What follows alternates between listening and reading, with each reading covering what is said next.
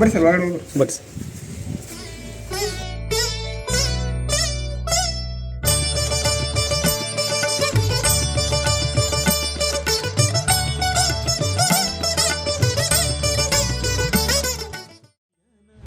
ಎಲ್ಲ ಲಿಂಗಕ್ಕೂ ನೈವೇದ್ಯ ಮಾಡೋಕ್ಕಾಗಲ್ಲ. ಇದರಲ್ಲಿ ನೈವೇದ್ಯ ಇಟ್ಟು ಒಂದು ಸುತ್ತ ತಿರ್ಸ್ಬಿಟ್ರೆ ಎಲ್ಲ ಲಿಂಗಕ್ಕೂ ನೈವೇದ್ಯ ಅರ್ಪಿತ ಅಂತ.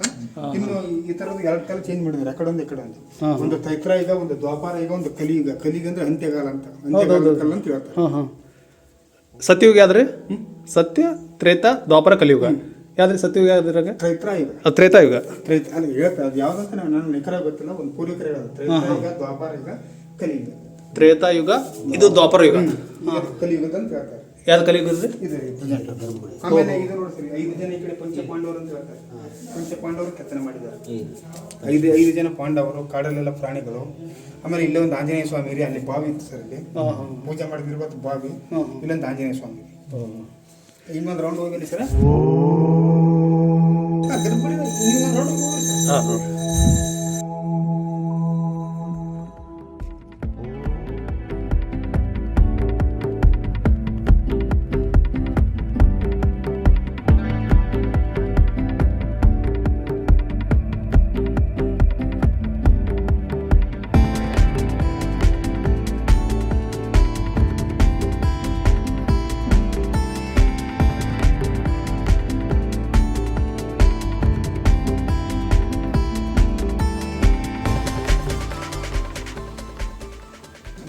ಇದು ಎರಡನೇ ಬಾವಿಗೆ.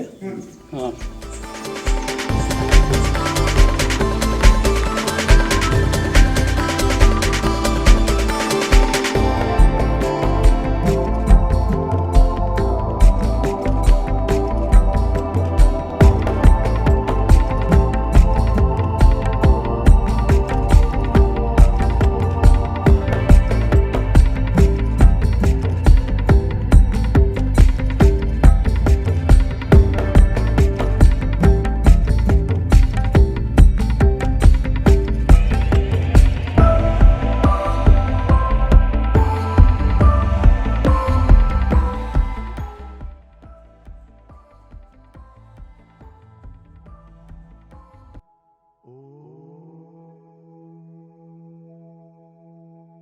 ಹರಿವಾಣ ಅಂತಾರೆ. ಹರಿವಾಣ ಅಂದರೆ ಎಲ್ಲ ಲಿಂಗಕ್ಕೂ ನೈವೇದ್ಯ ಮಾಡೋಕ್ಕಾಗಲ್ಲ. ಇದರಲ್ಲೇ ನೈವೇದ್ಯ ಇಟ್ಟು ಸುತ್ತಿಸ್ಬಿಟ್ರೆ ಎಲ್ಲ ಲಿಂಗಕ್ಕೂ ನೈವೇದ್ಯ ಹರಿಸುತ್ತಾ ಅಂತ ಪೂರ್ವಕರ ವಾಕ್ಯ. ನೀವೇ ಅನುಕೂಲ ಅರೆ ತಿರುಗಿದ್ರೆ ಇದು ಏನಂದ್ರೆ ನೈವೇದ್ಯದಂತ ಮೊದಲು ಮೂಲತ ರೀ. ಇನ್ನು ಕೆಲವು ಜನ ಭಕ್ತರು ನಮ್ಮ ದೇವಸ್ಥಾನದಲ್ಲಿ ಏನು ಮಾಡ್ತಾರೆ ಅಂದರೆ, ತಮ್ಮ ಮನಸ್ಸಲ್ಲಿ ಏನಾದರೂ ಸಂಕಲ್ಪ ಮಾಡ್ಕೊಂಡು ತಮ್ಮದೇನಾದರೂ ಕೋರಿಕೆ ಇದ್ದರೆ ಸಲೀಸಾಗಿ ತಿರುಗಿದ್ರೆ ಬೇಗ ಆಗುತ್ತೆ, ಬಿಗಿ ಬಂದರೆ ನಿಧಾನ ಆಗುತ್ತೆ ಅಂತ ಅವ್ರ ಭಕ್ತವ್ರ ಕಲ್ಪನೆ. ಆ ಥರ ಎಲ್ಲ ಭಕ್ತರು ಇದು ಮಾಡ್ಕೊಂಡು ತಿರುಗಿಸ್ತಾರೆ. ಹೌದ್ರಿ? ತಿರುಗಿಸ್ರಿ ನೋಡ್ರಿ, ತಿರುಗಿದ್ರೆ ತಿರುಗಿಸಿ. ಫಸ್ಟ್ ಏನಾರ ಅನ್ಕೋ, ಆಮೇಲೆ ತಿರುಗಿಸಿ. ಮತ್ತೆ ಅನುಮಾನ ಅದು ಯಾಕೆ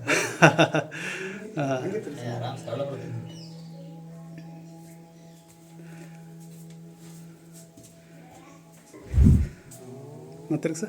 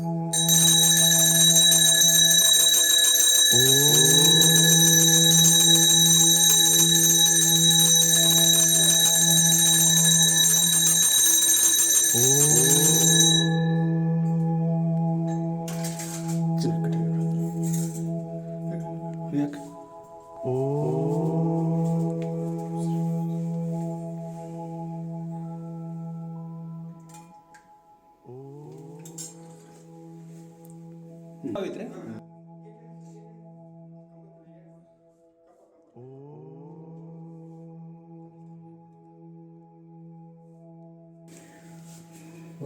ಶುದ್ಧವಾದ ನೀರು ಅದ ಬಿಡ್ರಿ. ಹ್ಞೂ ಸರ್ ಅಂತರ್ಜಲ ಬರ್ತದೆ ಸರ್ ಅದು.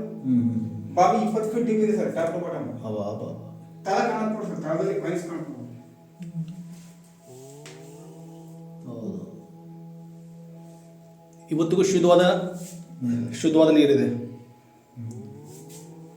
ಇದು ಈಗ ಭೂಮಿಗಿಂತ 8 ಫೀಟ್ ಡೀಪ್ ಇದೆ ಸರ್ ನಾವು ಬರಪಡಿ. ಹೌದ್ರಿ? 8 ಫೀಟ್ ಫಸ್ಟ್ ಎಂಟ್ರೆನ್ಸ್ ಅಲ್ಲಿ 4 ಫೀಟ್ ಸರ್, ತಿರುಗಿ ಇಲ್ಲ 4 ಫೀಟ್ ಸರ್. ಓಹೋ, 8 ಫೀಟ್ ಡೀಪ್ ಇದೆ.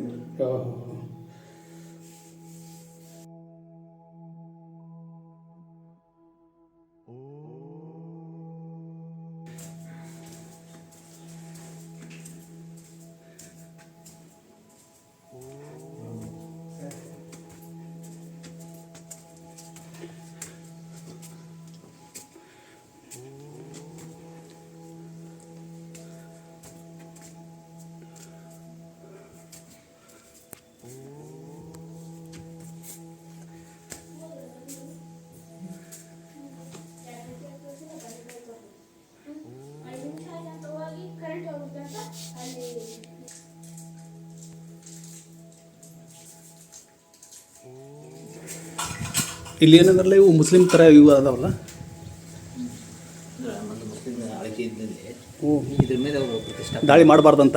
ಮುಸ್ಲಿಂ ಗುಡಿಗೆ ಥರ ಕಂಡ್ರೆ ದಾಳಿ ಮಾಡಂಗಿಲ್ಲ ಅಂತ. ಮಾಡಬಾರ್ದು ಅಂತ ಒಂದು ಆಗಿರ್ಬೋದು, ಅಥವಾ ಇವರು ಅದನ್ನು ಕೆಡಿಸ್ಬಾರ್ದು, ಮ್ಯಾಗ ನಮ್ಮದೊಂದು ಗೋಪುರ ಇರಲಿ ಅಂತ ಮಾಡಿರ್ಬೋದು. ಓಹೋ, ಅಥವಾ ಹಿಂದೂ ಮುಸ್ಲಿಂ ಭಾವೈಕ್ಯತೆಗೋಸ್ಕರ ಭಾವಿಕೆ ಆಗಿರ್ಬೋದು.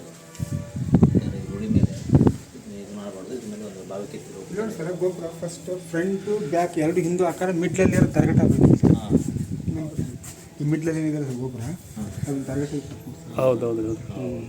ಅಂದರೆ ಎಲ್ಲ ಹಳೇದೇ, ಅಂದರೆ ಇದು ಹೊಸದು ಚೇಂಜ್ ಮಾಡಿಲ್ಲ. ಇದ್ರಲ್ಲಿ ಏನು ಮಾಡಿಲ್ಲ ಸರ್, ಕಾಡು ಬಂದಿದ್ದು ತೆಗೆದು ರೀಸೆಂಟ್ ಟೈಲ್ಸ್ ಹಾಕಿರುತ್ತೆ, ಒಂದು 15 ವರ್ಷ ಹತ್ರ ಹಾಕಿ. ಮತ್ತು ಇದ್ರಲ್ಲಿ ಡೆವಲಪ್ಮೆಂಟ್ ಮಾಡಕ್ಕೆ ಬರಲ್ಲ, ಎಲ್ಲ ಸೀಮಿತ ಮಾಡಿದ್ರೆ ಅಷ್ಟೇ. ಏನು ಮಾಡಿದ್ರು ಹೊರಗಡೆ ಮಾಡ್ಬೋದು ಚೇಂಜ್ ಸರ್. ಮಾಡಿಲ್ಲ ಅವರು, ಎಲ್ಲ ಹಳೆವೇ ಮಾಡಿದ್ದಾರೆ. ಆಮೇಲೆ ಯಾವ್ದಾದ್ರು ತೋಳಿ ಸರ್, ನೀವು ಪುರಾತನ ಶಿವನ ದೇವಸ್ಥಾನ ಇದ್ರೆ ಈ ಥರ ತೆಗ್ಗ ಬಗ್ಗೆ ಇರ್ತಾವ, ಅದಕ್ಕೆ ಒನ್ ವೇನೇ ಇರುತ್ತೆ ಸರ್ ದಾರಿ, ಅದರಲ್ಲಿ ಹೋಗ್ಬೇಕು, ಅದರಲ್ಲೇ ಬರಬೇಕು. ಈ ಸುಮಾರು ಒಂದು 600 ವರ್ಷ ಹಿಂದೂ ದೇವಸ್ಥಾನ ತೋರಿಸ್ತಾರೆ, ಯಾವ ತೊಗೊಂಡ್ರು ಶಿವನ ದೇವಸ್ಥಾನಕ್ಕೆ ಒಂದೇ ಬಾಗಿಲು. ಒಂದೇ ಬಾಗಿಲು. ನೀವು ಹೇಳ್ದಂಗೆ ಅಲ್ಲಿ ಗೋಪುರ ಇದೆ, ಈಗ ಸರ್ ಇದು ಗುಂಬಸ್ ಕಾಣುತ್ತೆ. ಅಲ್ಲಿಂದ ಇನ್ನೂ ಚೆನ್ನಾಗಿ ಕಾಣುತ್ತೆ.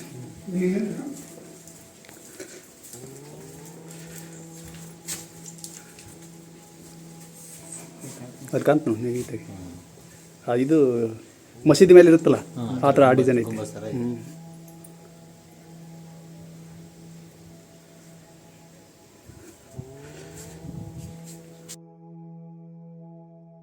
ನೆಕ್ಸ್ಟ್ ಮಂತ್ 22 ಜಾತ್ರೆ ಇದೆ ಸರ್. ಹೌದ್ರಿ? ಅಲ್ಲೇ ನೋಡಿ ಸರ್, ನಿಮ್ಮ ತಲೆ ಮೇಲೆ ಜೋಡಿ ನಾಗರ ಹೋಗಿರ್ತಾನೆ. ಇಲ್ಲಿ ಬರ್ರಿ ಸರ್, ಮೇಲೆ ನೋಡಿ ಸರ್, ಮೇಲೆ ಹಾಂ ಹಾಂ. ಜೋಡಿ ನಾಗರ ಹೋಗಿರ್ತಾನೆ. ಆಮೇಲೆ ಇದು ಕಾಮಧೇನು ಕಲ್ಪವೃಕ್ಷ. ಕಾಮಧೇನು ಅಂದ್ರೆ ಹಸು ಮೇಲೆ ಬರ್ತದೆ ಸರ್. ಕಲ್ಪವೃಕ್ಷ ಅಂದ್ರೆ ದಂಡನೆ ಕೊಡುವ ಅಂತ ಹೇಳ್ತಾರೆ ರೀ. ಅದು ಹಸು ಮೇಲೆ ನೋಡಿ ಕಾಮಧೇನು ಕಲ್ಪವೃಕ್ಷ. ಇಲ್ಲಿ ಸಣ್ಣ ಸಣ್ಣ ಶಿವಲಿಂಗ ಇಲ್ಲೇ ಶಿವಲಿಂಗ ಇದಾವೆ ನೋಡಿ. ಪ್ರಾರಂಭ ಇಲ್ಲಿಂದ ಸ್ಟಾರ್ಟ್. ಅದೇ ನಮ್ಮವರು ಈಗ ಬರ್ಬೇಕಾದ್ರೆ ಸರ್ಪ 7 ಸರ್, 7 ಅಡಿ ಸರ್ಪ ಹೌದ್ರಿ? ವಾಸ ಮಾಡ್ತಂತ ಹೇಳ್ತಾರೆ. ರಾತ್ರಿ ಬರ್ತಂತ ಸರ್, ಯಾರ ಕಣಿ ಕಾಣಿಲ್ಲ. ಅವಾಗೆಲ್ಲ ಅಕ್ಕಿ ಹಾಕ್ತಿದ್ರೆ, ಅಕ್ಕಿ ಮೇಲೆ ಹೋಗ್ತಿತ್ತಂತ, ಹಾಲು ಇರ್ತದ್ರೆ ಹಾಲು ಕೊಡ್ದೋಗ್ತಿತ್ತಂತ, ಹೌದ್ರಿ? ಹೂವಿನ ಮೇಲೆ ಹೋಗ್ತಿತ್ತಂತ ಪೂರ್ವಿಕರು ಹೇಳ್ತಾರೆ ಸರ್. ಓಹೋ ಹೋ. ಈಗೆಲ್ಲ ನಾನಾ ಸಣ್ಣ ಪುಟ್ಟ ಎಲ್ಲ ಹೌದು, ಓಕೆ.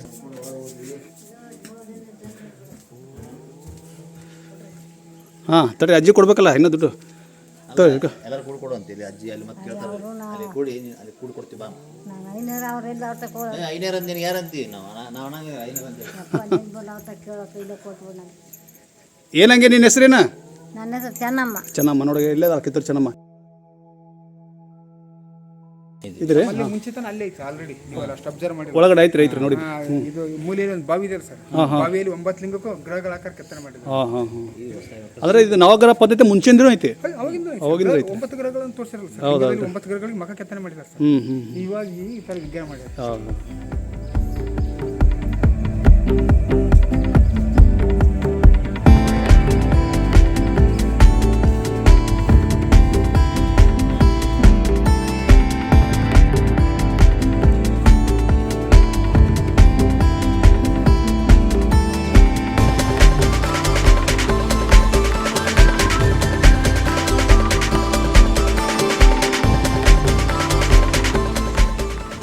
ಇದು ಕುಷ್ಟಗಿ ತಾಲೂಕು ಬರ್ತದೆ ರೀ ಇದು? ಲಾಸ್ಟ್ ಹೇಳಿ ಸರ್, ಓಹೋ.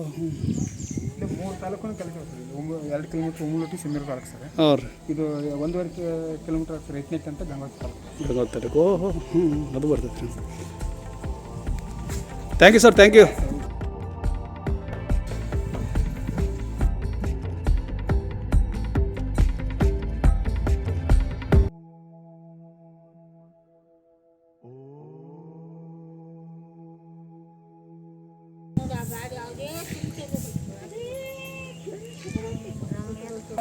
ಸಿಂಧೂರಂಗಾಗಿ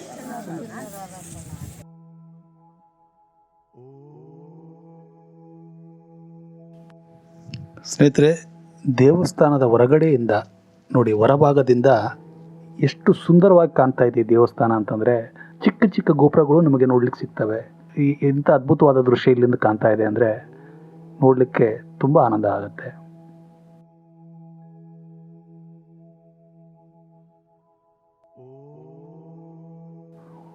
ಇಲ್ಲಿ ಈ ದೇವಸ್ಥಾನದ ಹೊರಗಡೆ ಎಡಭಾಗದಲ್ಲಿ ಒಂದು ಗವಿ ಇದೆ ಸ್ನೇಹಿತರೆ. ಈ ಗವಿಯ ವಿಶೇಷತೆ ಏನಂದರೆ, ಈ ಗವಿಯಿಂದ ನಾವು ಹೋದರೆ ನಾವು ಹಂಪಿವರೆಗೆ ಹೋಗ್ಬೋದು ಅಂತ ಇಲ್ಲಿ ಜನ ಹೇಳ್ತಾರೆ. ಆದರೆ ಈಗ ಅದು ಸರಿಯಾದ ರೀತಿಯಲ್ಲಿ ಇಲ್ಲ, ಎಲ್ಲ ಹಾಳು ಅದನ್ನು ಸರ್ಕಾರ ವ್ಯವಸ್ಥಿತವಾಗಿ ಮಾಡಬೇಕು. ಯಾಕಂದರೆ ಆ ಗವಿಯಲ್ಲಿ ಹೋದರೆ ಹಂಪಿವರೆಗೂ ಹೋಗ್ಬೋದು ಅಂತ ಹೇಳ್ತಾರೆ ಜನ.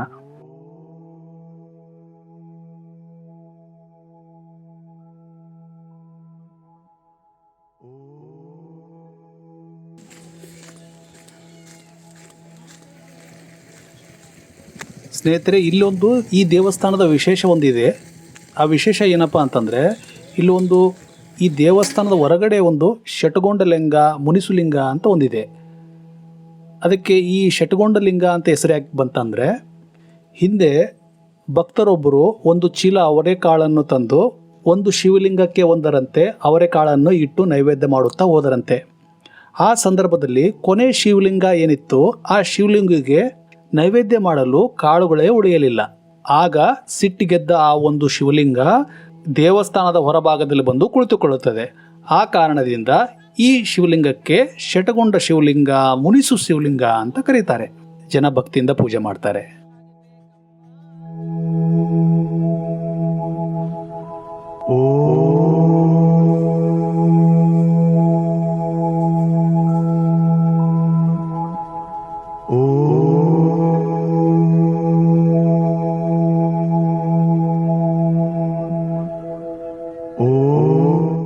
ಕೋಟಿ ಲಿಂಗಗಳಿರುವ ಸೋಮನಾಥ ದೇವಾಲಯದ ದರ್ಶನ ಮಾಡಿಕೊಂಡು ಹೊರಗಡೆ ಬಂದಾಗ ಮೋಡ ಕವಿದ ವಾತಾವರಣ ಇತ್ತು. ಮಳೆ ಬರಲಿಕ್ಕೆ ಶುರುವಾಯಿತು. ನಾವು ಈಗ ನಮ್ಮ ಊರಿನ ಕಡೆ, ಸಿಂಧನೂರಿನ ಕಡೆಗೆ ಹೊರಡ್ತಾ ಇದ್ವಿ ಸ್ನೇಹಿತರೆ. ಏನು ಈ ದೇವಸ್ಥಾನದ ಬಗ್ಗೆ ನಿಮಗೆ ಪರಿಚಯ ಮಾಡಿಸ್ಬೇಕು ಅಂತ ಈ ಒಂದು ಪ್ರಯತ್ನ ಮಾಡಿದ್ವಿ. ಇದನ್ನು ಭಕ್ತಿಯಿಂದ ಇಲ್ಲಿವರೆಗೆ ನೋಡೋದಕ್ಕಾಗಿ ಧನ್ಯವಾದಗಳು. ಮತ್ತೆ ಮುಂದಿನ ವಿಡಿಯೋದಲ್ಲಿ ಸಿಗೋಣ ಸ್ನೇಹಿತರೆ. ಈ ಚಾನಲನ್ನು ನೀವು ಮೊದಲ ಬಾರಿಗೆ ನೋಡ್ತಾ ಇದ್ದರೆ ಈ ಚಾನಲ್ಗೆ ಸಬ್ಸ್ಕ್ರೈಬ್ ಆಗಿ. ಈ ವಿಡಿಯೋ ಇಷ್ಟ ಆಗಿದ್ದರೆ ಲೈಕ್ ಮಾಡಿ, ಶೇರ್ ಮಾಡಿ. ಥ್ಯಾಂಕ್ ಯು ಸ್ನೇಹಿತರೆ. ಮತ್ತೆ ಮುಂದಿನ ವಿಡಿಯೋದಲ್ಲಿ ಸಿಗೋಣ. ಧನ್ಯವಾದಗಳು.